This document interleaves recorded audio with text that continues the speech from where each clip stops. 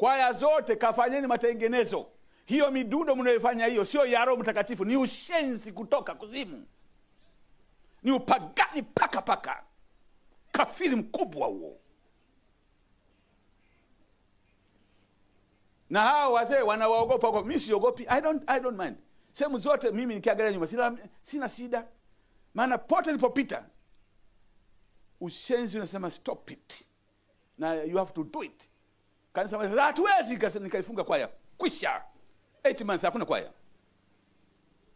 Hatuwezi kuendekeza ushenzi ndani ya kanisa. Sema tufanye nini? Tufanye nini? Na una authority mikononi mwako. You have the scriptures, the spirit of prophecy. You have the church manual. Sasa tufanye nini? Ufanye nini? Toka, acha kazi. Toka, acha uzee wa kanisa. Kuliko kujipatia hukumu ya bure. Hatutaikubali dhambi.